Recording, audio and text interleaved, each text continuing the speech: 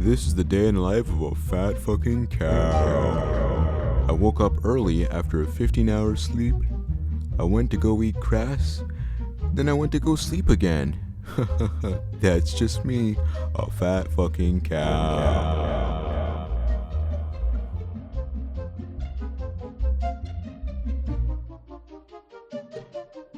Okay, this is a continuation of like my pizza guy video I made a couple weeks ago. A lot of the things we do day to day kind of lacks like autonomy and intention, and it almost makes us super similar to cattle in a way. So I want to go ahead and talk about a few reasons as to why you're acting like cattle and you don't even know it.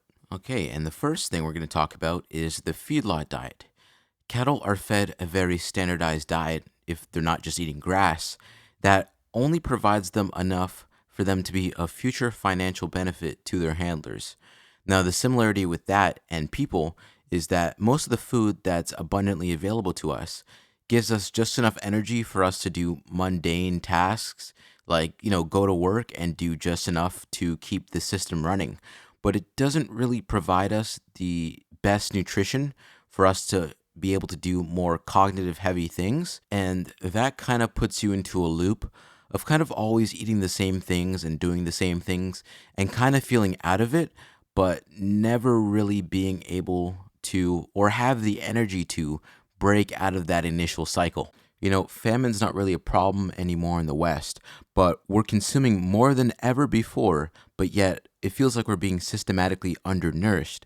And I don't want to point any fingers here, but it kind of feels like this is by design. And an example I saw of this was about EBT. Now, I'm not from the States, so I don't know what EBT is, but I was seeing a bunch of that stuff online. Like, where my EBT? I can't afford my EBT no more.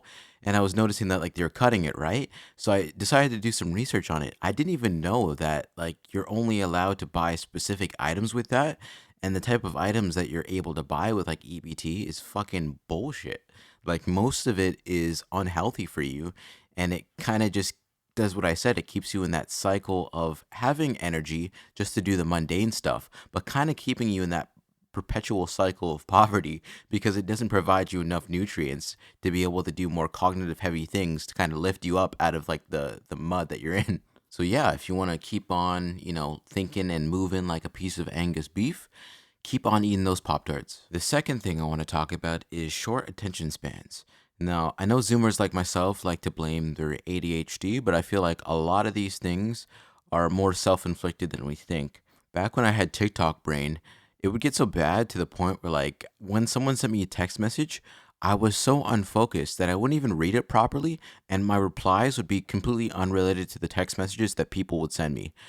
My attention would constantly be steered towards things that didn't really matter, and anything I did was super surface level because I'd never really paid attention to it. And this is pretty much like a universal problem. We can't even sit there for a minute and look at something static and not like go on our phone or turn on the TV or something of the sort. Like, it got so bad. Haven't you noticed that like in every single commentary video, you have to put on fast-paced gameplay of some sort to be able to grab people's attention for them to actually listen to something that might be valuable to them? Crazy, right? And if you ever been around or seen a video of a cow before, they can't pay attention to anything. Like, you could literally take their firstborn from them, and like 3 seconds later, they'd be like, "Rrr, butterfly." They also demonstrate something called habituation, which pretty much means they become desensitized to repeated non-threatening stimuli, which pretty much means if it's like not an immediate threat to them at that moment, they kind of ignore its effects on them and then keep on going about their day. The problem with us doing it, though, is the stuff that we become desensitized to is just slowly killing us, but we're choosing to put our focus on the other things that kind of give us that boost of dopamine in the moment. Now, the next thing I want to talk about is conditioning. Farmers typically raise cattle with the most ideal traits that benefit them, which makes them easier to herd and to manage. The contrast with that in society is that we kind of reward people who exhibit like extreme compliance, and the ideal citizen is often defined by their ability to follow instructions without resistance and internalize standardized expectations, which usually means that outliers are kind of like cut off and plucked from the herd, and it slowly makes us domesticated. And it's funny because usually outliers are stronger and more successful. Like, say, for example, if you compare a normal farm cow to a bison's going to blow the roof with a cow. Same thing for people. Most successful people in general are outliers and they didn't conform to society standards. But in order to keep society as a whole intact, the vast majority of people need to be rewarded for being compliant. And this is on every level of society. It starts from school and it goes all the way up until you get your pension. Only then, when you're too old to really do anything and have no energy, then you can do whatever you want. And stemming from that is the next point I want to talk about, which is following the herd. Just as farmers control the movement of herds by limiting their path, we are controlled by algorithms filtering information to guide our attention towards specific content, whatever that may be. Social media, by showing users content that reinforces their existing views, platforms create almost a bubble that limits exposure to different kinds of ideas, making people a collective herd. We're slowly kind of becoming like a hive mind. Everyone kind of wants the same exact thing, and that's essentially by design. We have the illusion of autonomy. Since we're so connected in a way, there's so much conformity going on, and a lot of the things you do sometimes, you don't do necessarily because you feel like doing it. You do it because you see other people are doing it. Like, I'm going to go get that 1,200 calorie crumble cookie. Not because I actually, I have a craving for cookies right now, but I saw Jessica go get one on TikTok, so I'm going to go get one too. At this point, algorithms kind of exploit human cognitive biases and control a lot of the things we do. Our attraction, conflicts, and emotional cues, they're all being controlled by the farmer or the herder in this case. By pushing divisive content or emotionally charged content, platforms trigger kind of that instinctive fight or flight response, similar to how a cow might shift its focus instantly to potential threats or like the herd moving itself. And I find that now we're not being self-aware of what we do and how our actions may affect us in the future, which pretty much leaves us open to being affected by external influences that might have their own agendas, which may not necessarily have our best interests. And that brings me on to the next point and our last one here, which is letting your handler make decisions for you. A good example of this is AI right now at the moment.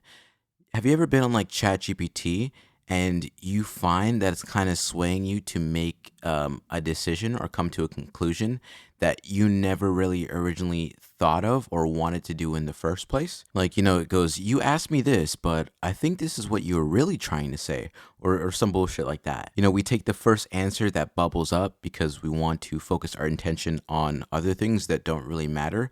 So we kind of just take these things at the surface level and we don't actually focus or look for other sources or opinions of the sort.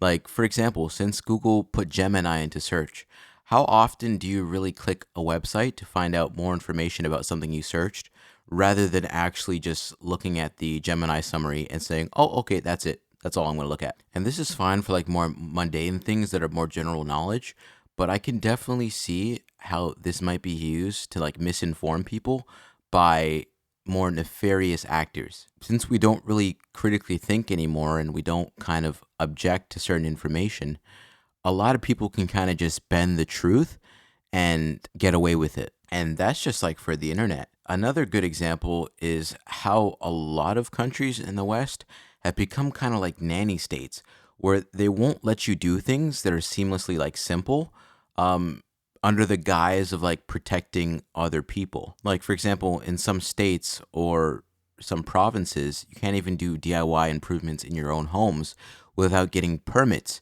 Now, I'm not talking about like erecting like a 15-foot fence that's blocking your neighbors. I mean like doing DIY renovations on like your basement or something like that. Another thing I'm seeing is a lot of these like enforcements of community standards where you can't really say certain things over the fear that it might offend certain people. You see a lot of it in like the UK where people get arrested for like seemingly mundane tweets. And all this stuff kind of strips you of your autonomy, but it's all under the guise of like public safety, assuming that like you're absolutely retarded and you're not able to function without the guiding hand of Big Brother. For the most part, cows can't be left to their own devices, and the same concept is kind of applying to us nowadays. And I think I'm going to cut it there. If there's only one lesson you could learn from this video, it's be more intentional about the things you do, because if you're not intentional about what you do, you're susceptible to being swayed by others, and they may not have your best interest at hand. All right, later.